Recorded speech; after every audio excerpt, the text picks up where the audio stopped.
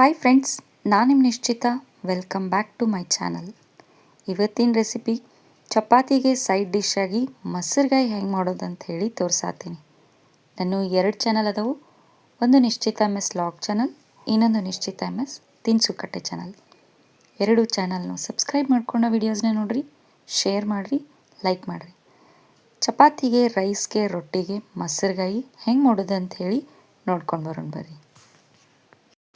ಫಸ್ಟಿಗೆ ಒಂದು ಪ್ಯಾನ್ ಬಿಸಿ ಮಾಡಿ ಅದಕ್ಕೆ ಒಂದು ಅರ್ಧ ಚಮಚದಷ್ಟು ನಾನು ಎಣ್ಣೆನ ಹಾಕೋತೀನಿ. ಎಣ್ಣೆನ ಫಸ್ಟ್ ಚಲೋತ್ನಂಗೆ ಕಾಯಿಸ್ಕೊತೀನಿ. ಎಣ್ಣೆ ಕಾದ್ಮೇಲೆ ಅದಕ್ಕೆ ಒಂದು ಸ್ವಲ್ಪ ಜೀರಿಗೆ, ಒಂದು ಸ್ವಲ್ಪ ಸಾಸಿವೆ ಹಾಕೋತೀನಿ ಮತ್ತು ಒಂದು ಕಡ್ಡಿಯಷ್ಟು ಕರಿಬೇವು ಹಾಕೋತೀನಿ. ನೆಕ್ಸ್ಟ್ ಸಣ್ಣದಾಗಿ ಹೆಚ್ಚಿದಂಥ ಒಂದು ಮೆಣಸಿನ್ಕಾಯಿನ ಹಾಕೋತೀನಿ. ಇವನಿಷ್ಟು ಚಲೋತ್ನಂಗೆ ಫ್ರೈ ಮಾಡ್ಕೋತೀನಿ.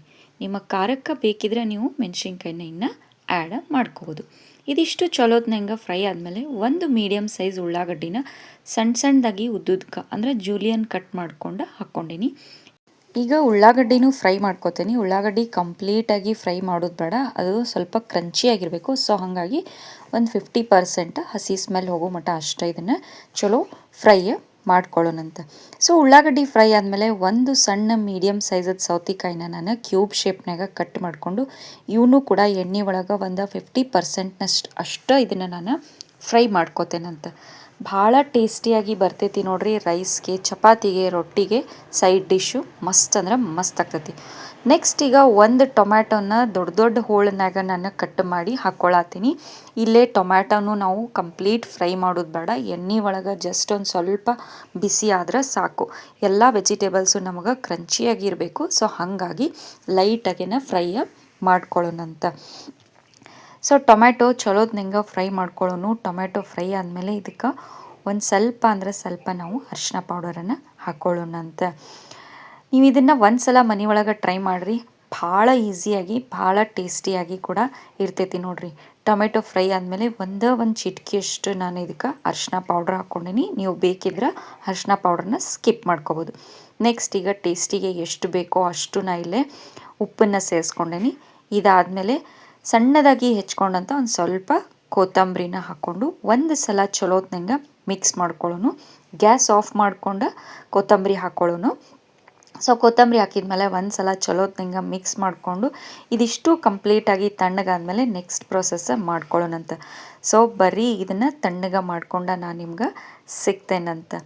ಸೊ ರೆಡಿ ಮಾಡಿದಂಥ ತರಕಾರಿ ಎಲ್ಲ ಏನೈತಲ್ಲ ಅದೆಲ್ಲ ಕಂಪ್ಲೀಟಾಗಿ ತಣ್ಣಗಾಗೈತಿ. ಈಗ ನಾನು ಇದಕ್ಕೆ ಮೊಸರು ಹಾಕ್ಕೊಳತ್ತೀನಿ. ಸೊ ಇಲ್ಲ ನಾನು ಒಂದು 3 ಚಮಚದಷ್ಟು ಮೊಸರು ಹಾಕ್ಕೊಳತ್ತೀನಿ. ನೀವು ಬೇಕಿದ್ರೆ ಇನ್ನೂ ಸ್ವಲ್ಪ ಜಾಸ್ತಿನ ಆ್ಯಡ್ ಮಾಡ್ಕೋಬೋದು. ಮೊಸರು ಹಾಕ್ಕೊಂಡ್ಮೇಲೆ ಒಂದು ಸಲ ಚಲೋತ್ನಂಗೆ ಕಲಸಿ ಉಪ್ಪನ್ನ ಟೇಸ್ಟ್ ನೋಡಿರಿ, ಬೇಕಿದ್ರೆ ಇನ್ನೊಂದು ಸ್ವಲ್ಪ ಉಪ್ಪನ್ನು ಹಾಕೋರಿ. ಸೊ ಮೊಸರುಗಾಯಿ ರೆಡಿ ಆಯ್ತು ನೋಡಿರಿ. ಈಸಿ ಆ್ಯಂಡ್ ಕ್ವಿಕ್ಕಾಗಿ ಅಷ್ಟು ಟೇಸ್ಟಿಯಾಗಿರ್ತೈತಿ. ಗೆಸ್ಟದು ಬಂದಾಗ ಒಂದೇ ಥರ ಪಲ್ಯ ಇದ್ದಾಗ ಕ್ವಿಕ್ಕಾಗಿ ಇದೊಂಥರ ಮಾಡ್ಕೊಂಡು ಟೇಸ್ಟ್ ಮಾಡಿರಿ. ಭಾರಿ ಮಸ್ತ್ ಅಂದ್ರೆ ಮಸ್ತ್ ಇರ್ತೈತಿ. ರೈಸ್ಗೆ ಮತ್ತು ಚಪಾತಿ, ರೊಟ್ಟಿಗೆ ಸೈಡ್ ಡಿಶ್ ಭಾರಿ ಟೇಸ್ಟ್ ಅಂದ್ರೆ ಟೇಸ್ಟ್ ಆಗಿರ್ತೈತಿ. ಬರೀ ಮೊಸರುಗಾಯಿ ರೆಡಿ ಆಗೈತಿ. ಒಂದು ಸರ್ವಿಂಗ್ ಬೌಲಿಗೆ ಸರ್ವ್ ಮಾಡ್ಕೊಳ್ಳೋಣಂತ. ಸೊ ಫ್ರೆಂಡ್ಸ್, ನಾನು ಮಾಡಿದಂಥ ಈಸಿ ಆ್ಯಂಡ್ ಟೇಸ್ಟಿಯಾಗಿರುವ ಸೈಡ್ ಡಿಶ್ಶು ಮೊಸರುಗಾಯಿ ರೆಡಿ ಆಗೈತಿ. ನೀವು ಮನೆ ಒಳಗೆ ಮಾಡಿರಿ. ಟೇಸ್ಟ್ ಹೆಂಗಿತ್ತಂತ ಹೇಳಿ ನನಗೆ ಕಮೆಂಟ್ ಸೆಕ್ಷನ್ನಾಗ ತಿಳಿಸ್ರಿ. ನಾನು 2 ಚಾನಲ್ನು ಸಬ್ಸ್ಕ್ರೈಬ್ ಮಾಡ್ಕೊಂಡು ವೀಡಿಯೋಸ್ನ ನೋಡಿರಿ, ಶೇರ್ ಮಾಡಿರಿ, ಲೈಕ್ ಮಾಡಿರಿ. ನೀವು ನನ್ನ ವಿಡಿಯೋನ ಲೈಕ್ ಮಾಡೋದ್ರಿಂದ ನನ್ನ ವೀಡಿಯೋಸ ಭಾಳಷ್ಟು ಜನರ ಮಟ್ಟ ರೀಚ್ ಆಗ್ತಾವೆ ನೋಡಿರಿ. ನನಗೆ ಸಪೋರ್ಟ್ ಮಾಡಿರಿ. Thank you.